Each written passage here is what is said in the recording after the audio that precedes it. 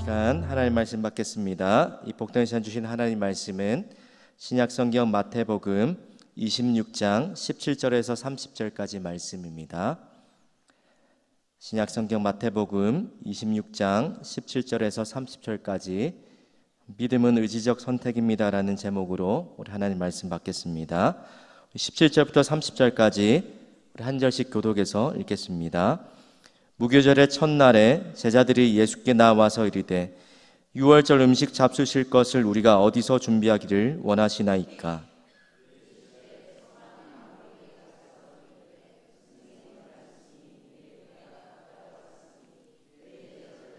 함께 유월절을 내 집에서 하시더라 하라 하시니 제자들이 예수께서 시키신 대로 하여 유월절을 준비하였더라. 저물 때에 예수께서 12 제자와 함께 앉으셨더니 그들이 먹을 때에 이르시되 내가 진실로 너희에게 이르노니 너희 중에 한 사람이 나를 팔리라 하시니 그들이 몹시 근심하여 각각 여짜오되 주여 나는 아니지요. 대답하여 이르시되 나와 함께 그릇에 손을 넣는 그가 나를 팔리라. 인자는 자기에 대하여 기록된 대로 가거니와 인자를 파는 그 사람에게는 화가 있으리로다. 차라리 태어나지 아니하였더라면 제게 좋을 뻔하였느니라. 예수를 파는 유다가 대답하여 이르되 라비여 나는 아니지요. 대답하시되 내가 말하였도다 하시니라. 그들이 먹을 때에 예수께서 떡을 가지사 축복하시고 떼어 제자들에게 주시며 이르시되 받아서 먹으라. 이것은 내 몸이라 하시고 또 잔을 가지사 감사 기도하시고 그들에게 주시며 이르시되 너희가 다 이것을 마시라. 이것은 죄 사함을 얻게 하려고 많은 사람을 위하여 흘리는 바 나의 피 곧 언약의 피니라. 그러나 너희에게 이르노니 내가 포도나무에서 난 것을 이제부터 내 아버지의 나라에서 새 것으로 너희와 함께 마시는 날까지 마시지 아니하리라 하시니라. 이에 그들이 찬미하고 감람산으로 나아가니라. 아멘. 여러분 야띠 부르테라는 단어가 있습니다. 무슨 말인가 하니까 셰익스피어가 쓴 줄리어스 시저라는 그런 작품에 나오는 라틴어의 한 단어입니다. 이 말을 번역하면 브루터스 너마저라는 뜻인데요. 언제 이 말을 사용했나 하니까 작품 속에서 평소에 브루터스라는 이 신하를 사랑하고 아꼈던 줄리어스 시저라는 사람이 자신의 부하 이 브루터스에게 배반을 당하고 칼에 찔려서 죽임을 당하는 그 마지막 순간에 자신의 그 신복 브루터스에게 죽어가면서 내뱉었던 말입니다. 여러분 브루터스 너마저라는 이 단어 잘 알지는 못하지만 이 단어를 들으셨을 때 어떤 어감이 느껴지십니까? 오늘 본문에 나타난 가룟 유다의 모습과 비슷한 느낌을 받으실 것입니다. 이 브루터스가 시저를 배반하고 암살한 이유를 물었을 때 그가 이렇게 대답합니다. 내가 시저를 덜 사랑했기 때문이 아니고 내가 로마를 더 사랑했기 때문이다 라고 이야기합니다. 그러면 이런 관점에서 오늘 가룟 유다의 배신과 또 우리가 하나님으로부터 멀어지는 점점 하나님으로부터 멀어지는 이유를 찾아본다라면 동일하다는 것입니다. 왜 그렇습니까? 우리가 하나님을 사랑하지 않아서가 아니라 무엇 때문에 멀어지는 것입니까? 우리 마음속에 하나님보다 더 사랑하는 것이 자리 잡고 있기 때문이라는 겁니다. 우리가 어제 살펴보았던 말씀에서 가룟 유다가 예수님을 배신하기로 결정한 그 원인이 바로 은30 탐욕, 하나님보다 돈을 더 사랑하는 그 마음이 가룟 유다의 마음 가운데 자리 잡고 있었기 때문임을 살펴보았습니다. 오늘 본문을 살펴보면서 가룟 유다와 그리고 예수님의 한 모습 속에서 공통점 한 가지를 눈에 들어온 게 있었는데요. 바로 오늘 설교의 제목처럼 의지적으로 자신의 행동을 가룟 유다도 그리고 예수님도 선택하셨다라는 겁니다. 오늘 본문은 예수님께서 무교절 그 만찬을 제자들과 함께 드시면서 그 자리에서 나누셨던 대화의 내용을 보여주고 있는 장면입니다. 제자들이 자신을 배신할 것이라는 예언을 하시고 또 이후에 성만찬에 관한 이야기를 하시는 내용입니다. 21절을 보시면 예수님께서 제자들에게 이렇게 예언하십니다. 그들이 먹을 때에 이르시되 내가 진실로 너희에게 이르노니 너희 중에 한 사람이 나를 팔리라 하시니. 갑작스러운 예수님의 이 말씀 앞에서 제자들 모두가 어떻게 대답합니까? 21절, 22절과 25절에 동일하게 이렇게 이야기합니다.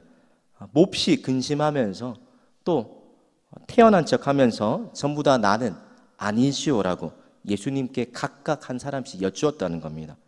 이 중에 누가 있었습니까? 이미 예수님을 배신하기로 작정했던 가룟 유다도 자신은 아닌 척, 자신은 모르는 척, 태어나고 능청스럽게 때로는 가증스럽게 나는 아니죠라고 예수님께 그렇게 대답했다는 겁니다. 여러분, 왜 가룟 유다가 예수님을 팔려는 이 마음이 떠나지 않았을까요? 그 마음이 어디서부터 시작되었습니까? 바로 의지적으로 불순종하려는 그 마음에서 예수님을 배신하려는 마음이 시작되었다는 겁니다. 어제 살펴보았던 16절 말씀에 보니까 유다가 예수님을 판 것이 그저 우연이 아니라 예수님을 넘겨줄 기회를 노렸다라고 분명히 이야기합니다. 그럼 기회를 노렸다는 말은 어느 한순간에 일어난 사건이 아니라 계획적으로 행동했다는 의미라는 것입니다. 오늘 이런 가룟 유다의 모습을 살펴보면서 우리가 첫 번째로 살펴볼 교훈이 있습니다. 함께 화면을 보면서 함께 읽어볼까요? 시작. 돌이킬 수 있는 기회를 놓치지 말아야 합니다. 오늘 24절에 예수님께서 이렇게 말씀하시는데 우리 같이 화면을 보면서 읽어보겠습니다. 인자는 자기에 대하여 기록된 대로 가거니와 인자를 파는 그 사람에게는 화가 있으리로다. 여러분, 예수님께서 대제사장들과 백성의 장로들에게 팔리신 그 이유가 무엇 때문입니까? 예수님이 십자가를 지셔야 했던 그 이유가 두 가지인데, 첫 번째는 구약에 예언된 그 선지자들의 그 말씀의 예언을 다 이루시기 위해서였다는 겁니다. 뿐만 아니라 예수님이 팔리시는 그 사건은 동시에 어떤 이유에서였냐면 바로 인간의 자유의지에 속한 문제, 바꿔서 말하면 오늘 본문의 24절에 인자를 파는 그 사람에게는 화가 있겠다라고 하시는 말씀 속에서 가룟 유다가 의지적으로 예수님을 팔 계획을 가지고 있었음을 보여주고 있다는 것입니다. 오늘 이런 예수님의 가룟 유다를 바라보시는 또 제자들의 배신을 예고하시면서 예수님이 가지셨던 두 가지 그 감정을 본문에서 느낄 수가 있습니다. 먼저는 예수님께서 제자들의 배신을 아시고 또 말씀하셨을 때 어떤 심정이셨는지 24절 하반절에 이렇게 표현하셨습니다. 그 사람은 차라리 태어나지 아니하였더라면 제게 좋을 뻔하였다. 여러분, 이 말이 조금 더 요한복음에서 보면 조금 더 직접적으로 나타나는데, 요한복음 13장 21절에 보면 이렇게 예수님께서 표현하십니다. 예수께서 이 말씀을 하시고 심령이 괴로워 안타까워하는 마음으로 제자들을 바라보셨다는 겁니다. 여러분, 특별히 누구를 그렇게 바라보셨습니까? 자신을 팔 가룟 유다를 바라보시면서 이 사람은 차라리 태어나지 않았으면 좋았을 뻔했다. 자신을 배반할 이 가룟 유다를 아시고 또 쳐다보시면서 또 그 말씀을 하시면서 안타까워하시는 마음으로 유다를 바라보셨다는 것입니다. 예수님께서 이 제자들의 배신을 유월절 자리에서, 이 만찬 자리에서 하시고 계신 이유가, 그 의도가 무엇입니까? 이 가룟 유다가 배반할 마지막 기회를 돌이킬 수 있도록, 유다가 잘못된 길에서 돌이켜 다시 믿음의 길로 걸어갈 수 있도록 기회를 주시기 위해서였다는 겁니다. 만약 자신의 그 잘못된 생각을 돌이키기만 한다라면 그 마음에 품었던 그 죄를 버리고 예수님을 팔 죄를 짓지 않을 수도 있었다는 것입니다. 그럼 베드로후서 3장 9절에 하나님께서 어떤 분이신지를 성경이 이렇게 말씀하신데 우리 함께 화면에 보면서 읽겠습니다. 시작.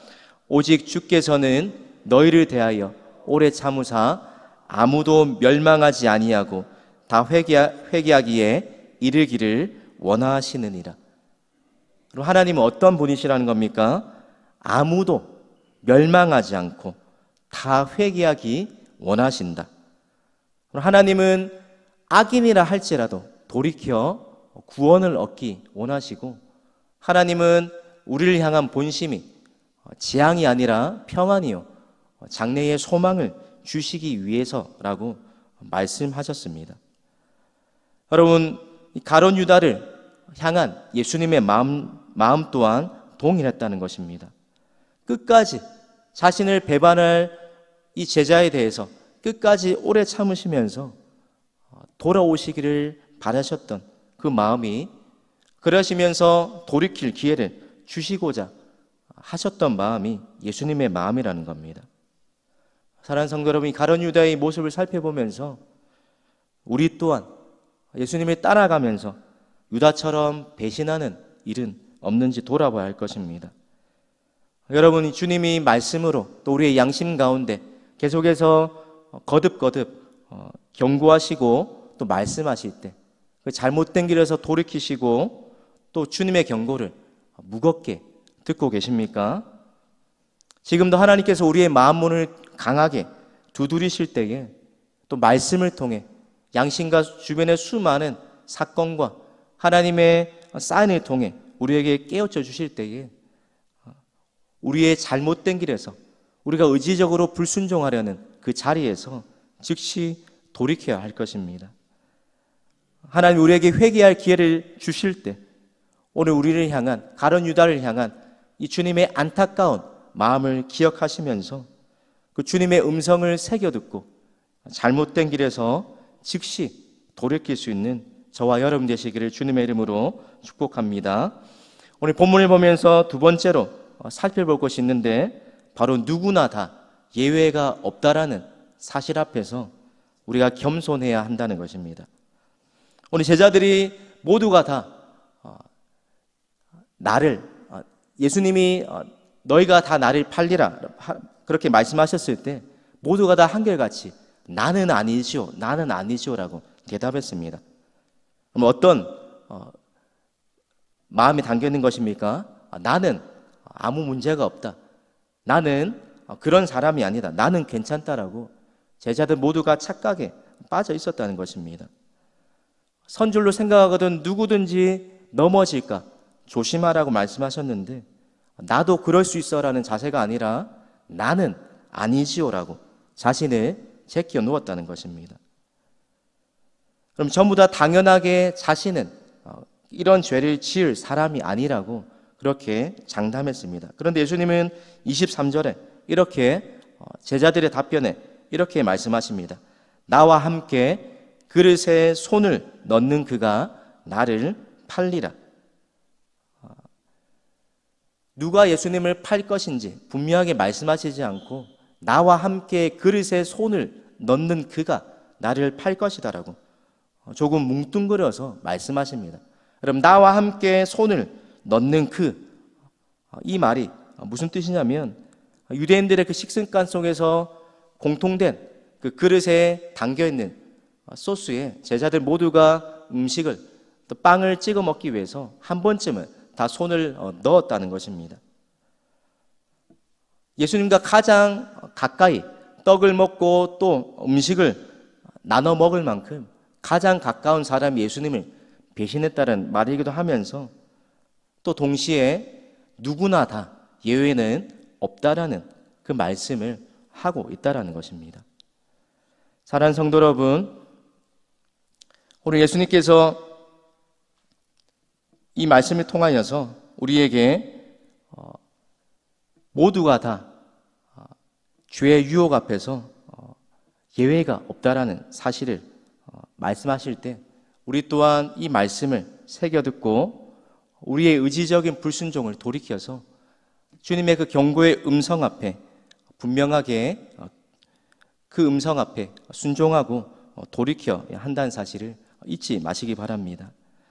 오늘 이런 예수님의 제자들의 배반을 아시고도 예수님은 어떻게 행동하십니까?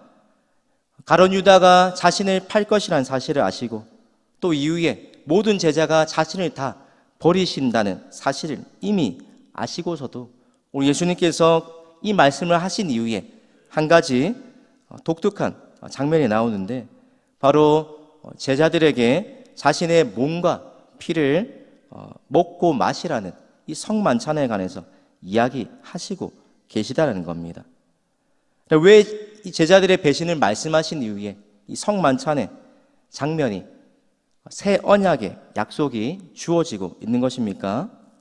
바로 본문을 통해서 예수님이 우리를 향한 가지고 계셨던 그 두 번째 마음, 첫 번째는 제자들의 배신을 보시고 배신을 예견하시면서 안타까워하셨다면 두 번째로 예수님이 가지고 계셨던 그 마음은 사랑하시되 끝까지 사랑하시겠다는 의지적인 결단을 보여주고 계시다는 것입니다.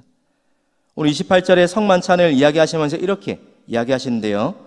이것은 죄 사함을 얻게 하려고 많은 사람을 위하여 흘리는 바 나의 피 곧 언약의 피이다라고 이야기하십니다.